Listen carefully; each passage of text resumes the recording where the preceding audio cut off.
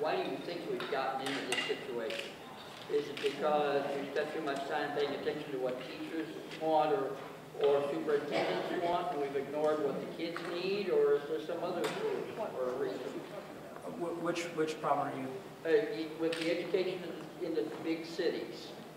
Because the schools seem to be structured the same as schools in other parts of the state that are not considered failing.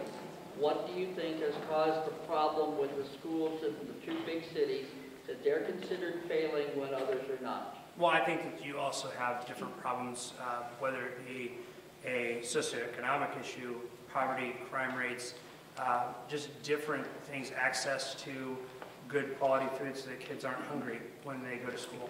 I think that you have a bunch of problems that happen in the cities that don't necessarily pop up as much in the suburban areas, and I think that's another facet to a substantive discussion. You know, one thing is one thing is when you try to skim off the top students and put them into programs and say we succeed. But right now you don't have a whole lot of people going after the kid that has 7 credits out of 24 and is a junior in high school. Representative, I would just add that we often look outside of the state of Missouri for answers to issues inside of the state of Missouri. We have many school districts that are highly qualified, that are accredited, that are doing great things with boys and girls. I'll brag about Springfield just for a moment. I know you're shocked that I did that. But my point is, why don't we turn to the schools in the state of Missouri to find the answers for issues in Kansas City, St. Louis? We don't need to look outside, we need to look within, because there are answers within for the same kinds of children and the same kinds of families that we have in both those cities. In terms of the foundation formula for this session, is what your caucus wants to do on that? Are you saying rewrite it? For this session, what, if anything, what do you want to do on that? Well, I think if we are, obviously we don't control the legislation, unfortunately, but as far as you're starting to hear from some groups, let's freeze it for this year and stay exactly where we are and do what we have and sit down and take a very long-term approach to how we rewrite this so that we're not in the same position right around the corner again. And I think that there may be a lot of credence to that position. And I think that when we see what all gets filed in some of the discussion points, that may end up being the prevailing viewpoint on everything. Do you think ultimately the formula needs to be rewritten?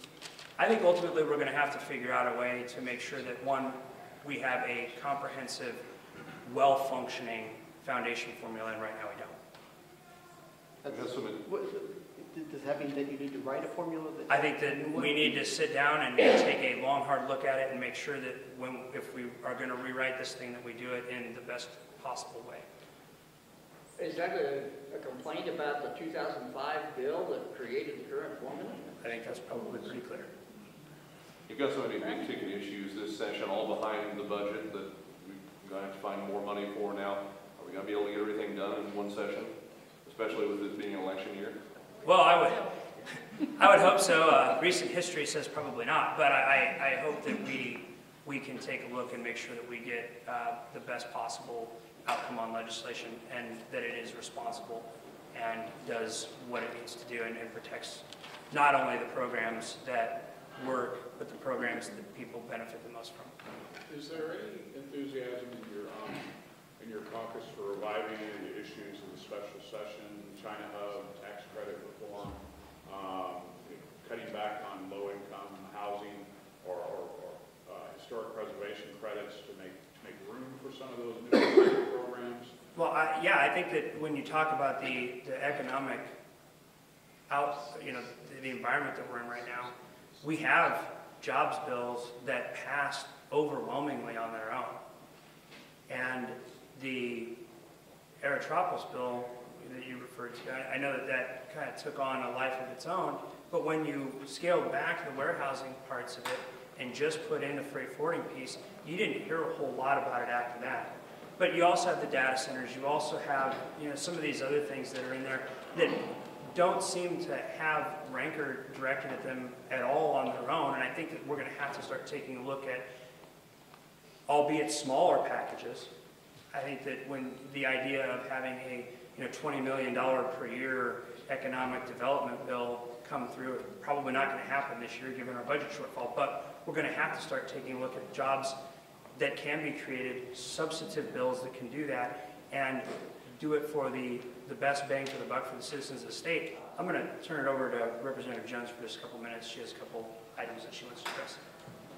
Thank you.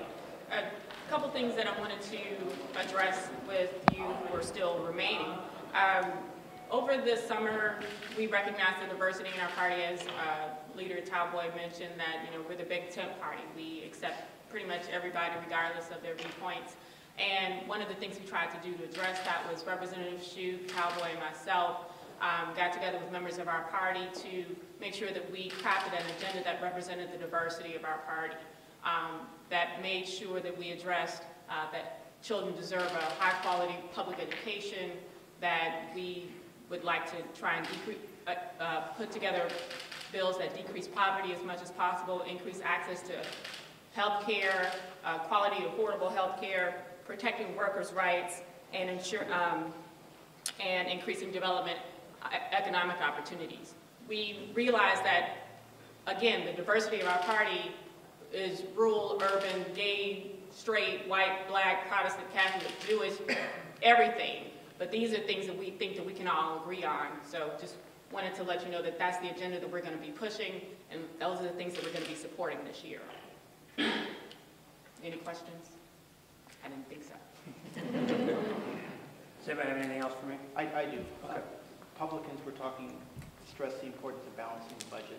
Do you think that they should be looking at revenue enhancement in addition Absolutely. to Absolutely. You can't cut your way to prosperity. I think we've talked about that in depth, and we have not only the couple of ideas that have already been addressed, whether it be the internet sales tax that we should be collecting anyway. There are loopholes, whether it be doing what you're supposed to do by law by filing your taxes on time. We give a benefit out for that. I don't necessarily understand if you're just complying with what you're supposed to do. I don't get a bonus for going the speed limit. And I think that that's part of some of these discussions. And you obviously have the initiatives that are out there on the cigarette tax. And I think that when you look at all of those, yes, we need to start looking at revenue because there's no way you're going to cut to prosperity. Businesses don't cut their way to prosperity. Government doesn't cut its way to prosperity. Households don't cut their way to prosperity.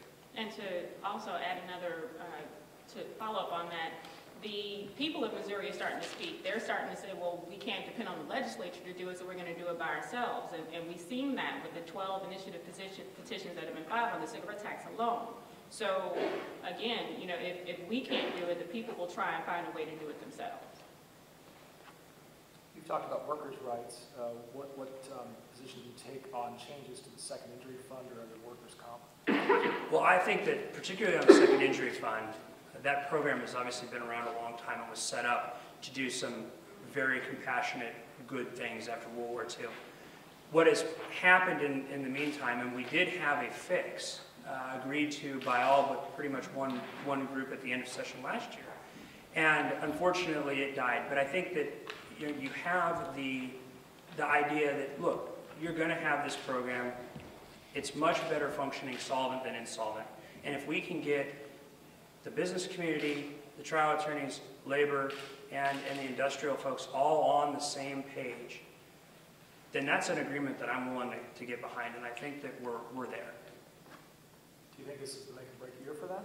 I think that, unfortunately, when you look at insolvency, yeah, it's going to be a very timely type of a thing that we need to get done as soon as possible. All right, thank you, everybody. Appreciate it.